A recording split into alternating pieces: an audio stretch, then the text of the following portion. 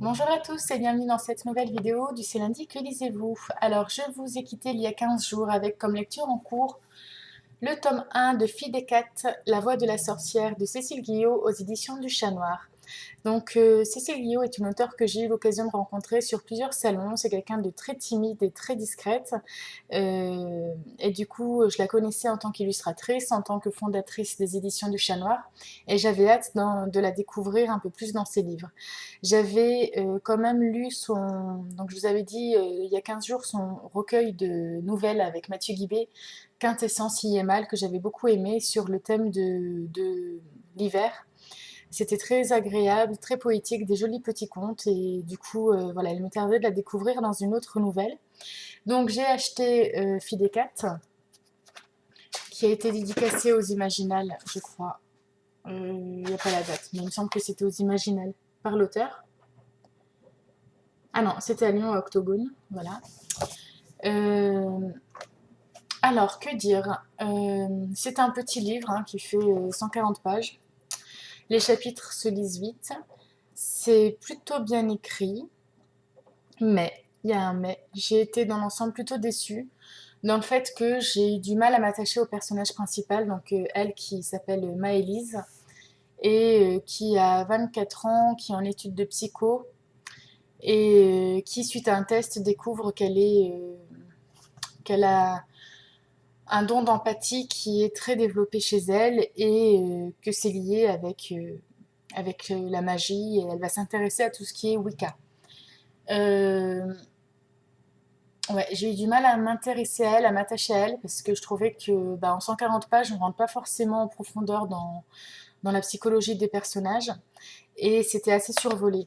J'étais plutôt curieuse de découvrir la Wicca, parce que c'est quelque chose qui m'intrigue et je n'avais jamais lu jusqu'à présent. Donc en fait, bah, j'ai pu découvrir que c'était très proche enfin, tout ce qui est à base d'herbes, de la nature. Voilà, c'est vraiment, c'est très naturel. Ça peut paraître un peu illuminé pour les gens qui sont détachés de cet univers.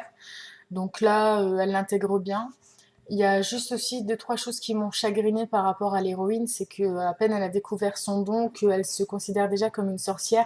Et pour moi, il y a trop un écart entre les deux. Et voilà, elle peut pas dire ah bah voilà. Enfin, pour moi, c'est pas possible d'avoir cette logique-là que parce que tu as un don ou quelque chose qui est plus développé, un sens plus développé, que automatiquement on doit te mettre dans une case, dans un panier. Et ça, c'est ce qui m'a pas plu dès le début. Après, au niveau de l'intrigue, bah, c'est rapide, c'est assez survolé. Donc, je pense que c'est vraiment lié au fait que ce soit un tome 1 et un premier roman. Donc, je lirai quand même la suite. Le tome 2 sort en juin. Et voilà, j'espère qu'il relèvera un petit peu le niveau et que je serai moins déçue par la suite. Voilà, donc ensuite j'ai enchaîné encore une déception. Donc là, pour ceux qui me suivent sur Facebook, vous en avez un peu entendu parler. Il s'agit de Vampire et célibataire de Marie-Janice Davidson, Queen Betsy, donc le tome 1. C'est un mélange de Bitlit et de Chicklit. Donc Betsy, en fait, Elisabeth, c'est au début une humaine qui se fait agresser par des vampires. Euh, voilà, qui ne se pose pas de questions sur le moment. Elle sent qu'elle se fait mordre et puis les mecs disparaissent et puis voilà, il n'y a pas de changement dans sa vie, rien. Jusqu'au jour où elle a un accident, elle meurt et en fait elle se relève des morts.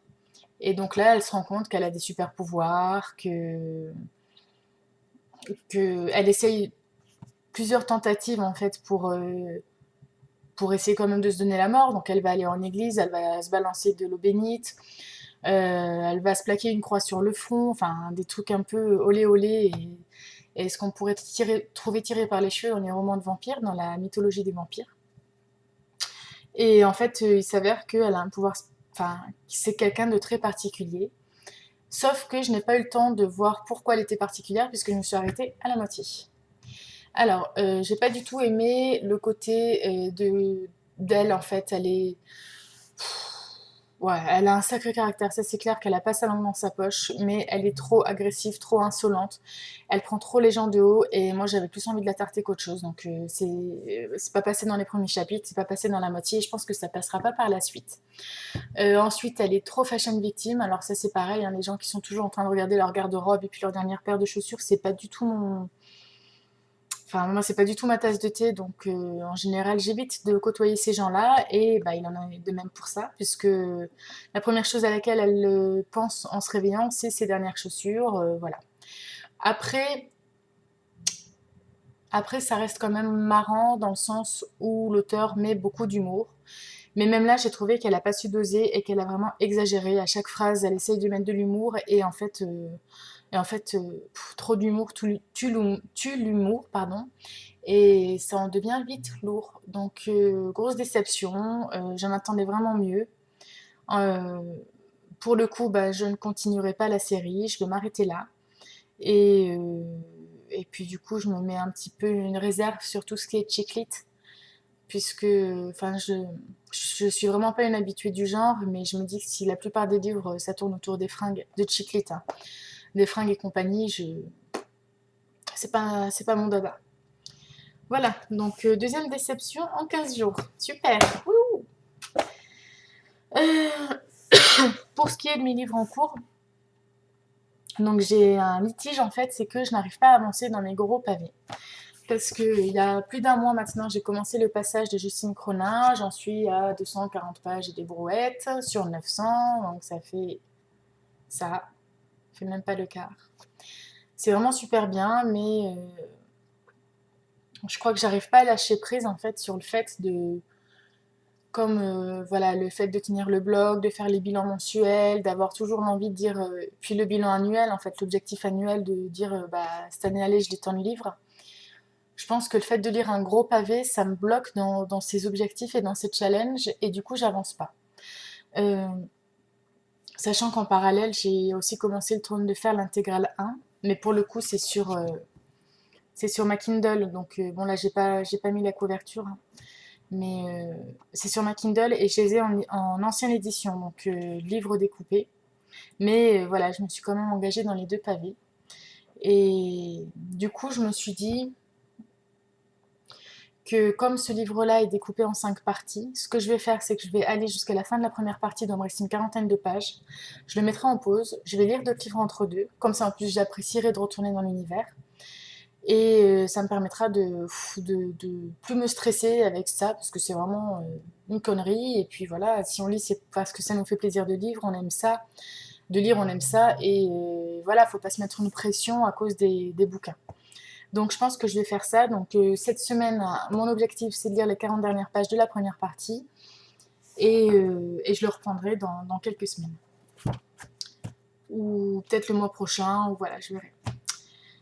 Donc comme je vous disais en parallèle, j'ai pu bien avancer dans le Trône de Fer. Là il me reste quelques chapitres avant la fin du livre 1, donc de l'intégrale 1. Et c'est très très bien. On voit vraiment l'ensemble des royaumes, l'ensemble des personnages. J'adore vraiment cette multinarration en fait dans tout ce qui est livre fantasy. Pouvoir voir tous les différents points de vue des héros. Et j'apprécie aussi de voir déjà dans le livre 1 les relations qu'il y a entre les gens, c'est-à-dire qu'on devine déjà certaines alliances, certaines confrontations. Je suis très intriguée par la relation entre Tyrion et Jon Snow. Et je trouve ça chouette. Et en même temps, je me dis, ça va pas durer, c'est pas possible. Tyrion, c'est un personnage que apparemment tout le monde aime, que j'apprécie aussi beaucoup, qui n'a pas l'air d'être comme les autres Lannister, donc c'est excusez-moi le terme, mais c'est des gros bâtards. Et lui, il a l'air vraiment plus humain et plus sensible, sûrement du fait de son handicap, comme c'est un nain, et qu'il a dû apprendre à vivre avec. Et du coup, voilà, j'espère que ce sera une belle union, mais je m'en méfie quand même. Au niveau des autres personnages, ben, Daenerys, c'est du bonheur. J'ai hâte d'en savoir plus sur elle, sur ce qu'elle va devenir, sur le peuple euh, enfin, le peuple de son seigneur, en fait, Drogo. J'adore aussi la petite Arya, donc c'est la cadette de la famille euh, de la famille Stark, un peu garçon manqué, qui se rebelle, voilà, qui veut pas se laisser faire, et on voit très bien que ce sera pas la petite princesse qui régnera tranquillement sur un trône, mais plutôt la femme qui va prendre des risques et qui, à mon avis, je pense, périra dans les aventures. Mais bon, ça, c'est la suite qui nous le dira.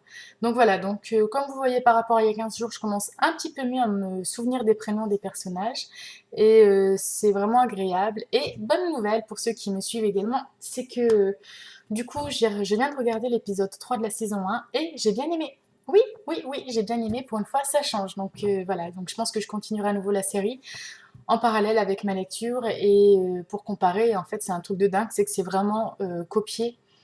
Enfin, c'est vraiment adapté à la réplique près. C'est au niveau fidélisation. Enfin, ouais, c'est vraiment fidèle au livre et c'est agréable.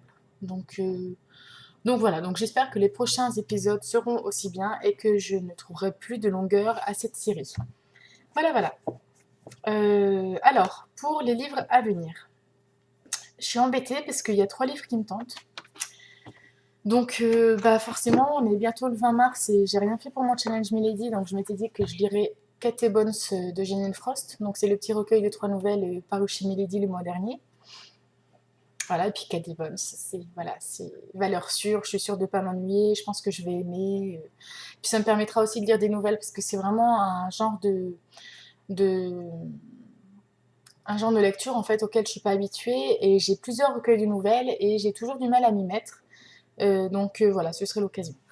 Ensuite, j'ai l'autre problème, c'est que je commence à être grave en manque, alors que ça fait même pas 2 mois que j'ai lu le tome précédent, de Althea et puis toute la famille Vestrit. Donc j'ai très envie de lire le tome 4 des Aventuriers de la mer, Brume et Tempête de Robin Hobb aux éditions J'ai lu.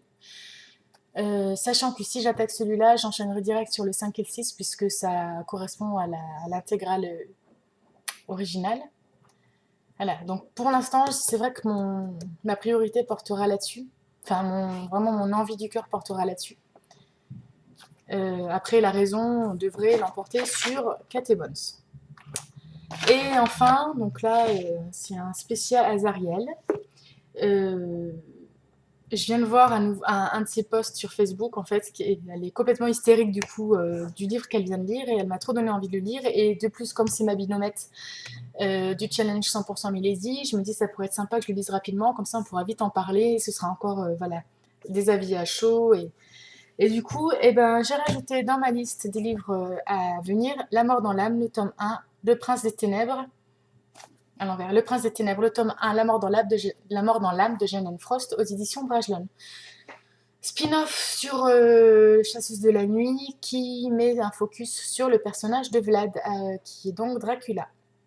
Donc ça peut être très intéressant. Donc voilà, là on passe en romance et aventure et puis j'ai entendu vraiment des très très très bons avis positifs.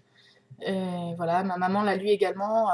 Je crois même pas 2 jours, elle l'a dévoré. Elle était complètement euphorique de retrouver l'univers de Cat et Bones. Donc voilà, voilà, voilà. Il va falloir que je réfléchisse et ça va être difficile. Donc, en attendant, je vais vous laisser. Je vais aller terminer de lire le tome 1 donc du Trône de Fer. Et puis, voilà, je piocherai hein, pour les livres à suivre. Eh bien, je vous souhaite à tous une bonne semaine et je vous dis à bientôt. Bye!